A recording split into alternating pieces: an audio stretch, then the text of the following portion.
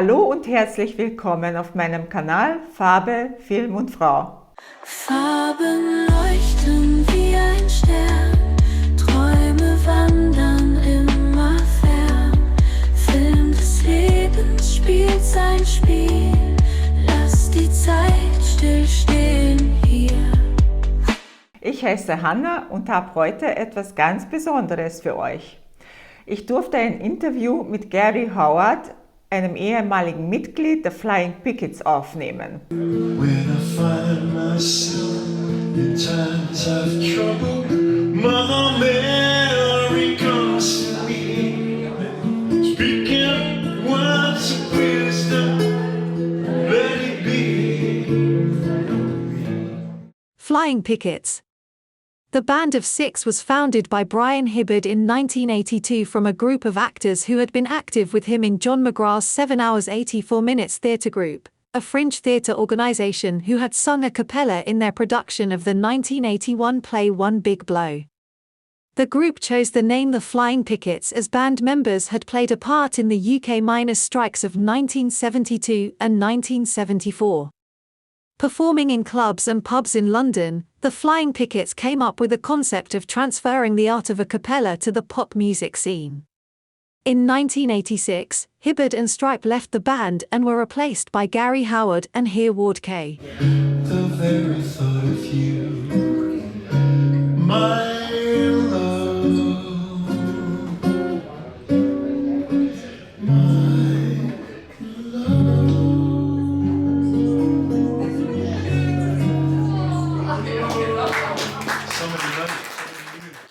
Ihr seid schon gespannt? Dann folgt mir. This is Christmas time now, and It I so is, isn't it? want to ask you. Only You was such a massive success. It was a big at hit for time, Christmas time, and yeah. how did it feel to be part of Christmas #1? Well, great. Did it change your look, life at the time? come on, I'm still on television. It's more than 30 years later. So very good. That's a great success. Yeah, I see. Yeah. Ka-ching. It's always Do you have any funny or unusual stories from touring with the Flying Pickets? Oh, that's a good question, because of course there were many, many unusual stories, but actually remembering them and finding the best one is quite difficult.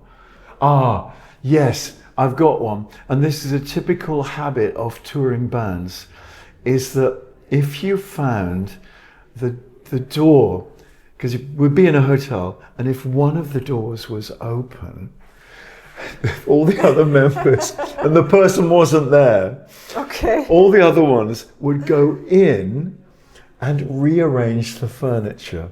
Not throwing out the window, but definitely like take all of the things, television, sofa, bed, and put it in the bathroom. Something like that. And though it was a hotel in not in Vorarlberg, but what is this sort of, Lienz, what's that the capital of, Lienz? It's Südtirol, is it? Südtirol. Yeah, Yes. Lienz. And it was in Lienz, like there's nobody there in Lienz. It's an empty state of Austria. We were there, and I got my key, and Ricky, we had a guy from America, Ricky P. Payne. He was the bass singer in the group, and he was from Washington D.C. He's a real, black American guy, but he wasn't really sure of the European stuff, and he got his key, went to his room, and I was there with Nick Godfrey, another picket, and he phoned down, but the person didn't speak English, so he handed it to Nick. And of course he was asking, how do I turn the television on? Now Nick sort of put on a German accent, or an Austrian German accent. Oh, I'm not sure, that is right. And he So he said, well, I think you must go to the bathroom and then you must press the button in the toilet. And he got him to do all these things, which were not true at all. And until he realized that is one of the funniest things, because poor Ricky, and this is what we would do. I was once underneath the bed, because somebody left the door open, and I went in on my own, and it was Ricky as well again. And I was underneath the bed. I waited until he turned the light out, and it was quite a spooky hotel anyway. And then I put my nest over them. But that's what we did, you know. It was a thing. Okay, Yeah. let's talk about your musical journey, okay, Yeah, Gary? musical journey, yeah. How has your music evolved since your time with the Flying Pickets? Are there particular genres or Well, I mean, I styles hope it has evolved, Okay. because it's a process. I mean, some people stop the process, but I hope I haven't stopped it. I keep going, and mainly because there are a lot of great people out there, so you have to keep up the practice and everything to be at the same level, really. But I've have enough experience, more or less. Okay, what brought you to Vienna? And what do you most enjoy here, to live here and so on? What do you like the most? Well, the thing is, I don't live in Vienna, I live You in don't? Floridsdorf. Oh, you mean that's not Vienna, it's not part of Vienna. That's what they tell me. That's something else. That's what they tell me. It's something special. But it's really great there. Okay. I live near the Alte Donau, and it's really green It must be everywhere. nice. Yeah. And it takes 12 minutes to get to Praterstern, 15 minutes to get to Landstraße, and then I'm in town. So, Okay. it's better than Heatsing. Then, how did you find the music scene in Vienna compared to the UK? Well, back Is in the it day, different? well, unfortunately, the music scene everywhere is much less than it was 30 years ago. And when I came up, which is even longer ago, in England generally, especially in London, there were clubs, folk clubs. Every pub had a room where you could play, and you'd play for nothing or play for drinks, and you would get practice. You'd meet other musicians, you'd have an audience, and now that doesn't exist at all. So it's problematic, I think now, and I hate to say it, but especially in Austria, because you've got Schlager music and you've got classical music, and it's huge. And I'm sure a lot of the classical. A huge range or what? No, it's big. It's big time. Okay. Schlager big time, classical music big time, and I'm sure classical music is supported by public money as well. And what about the other ones? Well, it's like, you know. Okay. And you've got the record companies here. You've got Universal here, but all the headquarters is in Berlin or the UK or in America, and so because they're here, they have to fulfill their quota. So they get some artists, but what do? I don't know. Maybe they call it Zeitung a couple of times, and so there's not really the support, is what I'm saying. And then, sorry to say, but you have all this horrible stuff,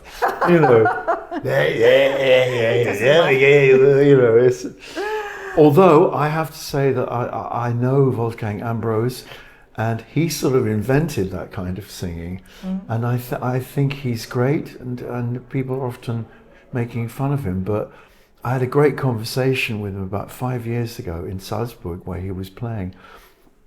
And we went to a bar after their concert. He was completely fine. He was telling me stories of when he was 18 years old, living in Swiss Cottage in London. Okay. Yeah. Are there some other musicians from Austria which do you Well, I know all the like? Austro-poppers, really. I was lucky to be at the Rosenhügel studios with Hey You Multimedia, they're called now. And Ambrose was in there. A lot of classical people were in there. Yeah, and over the years I've been here, I've met most of them, really. Andy Baum, they're all Austro-poppers, really. Okay. With normally at least one good song. Okay. Slow down, you got to slow down. Great idea. Slow down. Today we are celebrating the Santa Claus party. Yeah. What are you performing today? Well, whatever I think of. Okay. I don't- Means Christmas songs? I've got some Christmas songs, yeah. Very nice. And they need some practice as well, so so I'm definitely doing them. We are happy, very happy about it. Yeah. So, and my last question is, what are you planning for the future? Oh, that's a good one, isn't it? I think I've got. See, I make my own furniture at home, so definitely Okay. there will be something more to do there.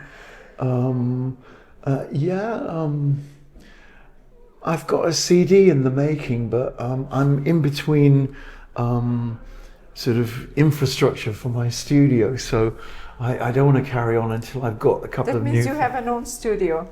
Yes, yeah, and Where is it? well, where do you think? In Florida. Florida. Okay. Yeah. Okay. No, it's much easier to produce things now because you get a few screens. Even with a MacBook, you can do it because the MacBook doesn't make any noise. Or you need to run some cables, and if everything's working well, then you're fine, and then you have to or give it to somebody else if it's too much. I mean, I did an album about 3 or 4 years ago with all these flying Do pickets. you have any assistants or something like this? But then I got my friend Chris, and I'd pre-mixed it, he mixed it, and then we sent it to a mastering studio in Burgenland. In Burgen. Yeah, no, it's one of the best ones. It's I can't remember. It doesn't matter. It's Burgenland, I can't remember. I should remember. It's got Dorf at the end of the name, but I can't remember the first. Siegendorf. Oh, Yes, Siegendorf. Siegendorf. Do you know it? No, not really. No, there you go. But what they have got there is an old sugar factory, and it's under Denkmalgeschütz, and it's got a huge tower, and it's got a lot of old buildings at the back. So this is like 120 to 140 years old. All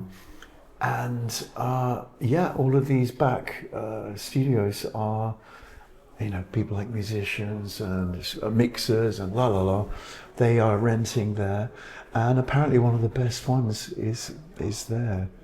So they say. Very good, very good, Gary. There is something going on in Burgenland. You have a lot to do, okay. Dear Gary, thank you for this interview, and I wish you all the best for the future and for your professional, how to say? Life. Life. Yeah. Yes. I hope this is my best side. Otherwise, you couldn't have done that yes, one. it is. Okay, thank you I very think we did much. it. I think we did it, yeah. So, das war mein Gespräch mit Gary Howard von den Flying Pickets. Ich hoffe, es hat euch gefallen, so wie mir. Wenn das der Fall ist, lasst ein Like da und abonniert meinen Kanal Farbe, Film und Frau, um keine neuen Beiträge zu verpassen. Wir sehen uns bald wieder und bleibt kreativ. Bis dann. Farben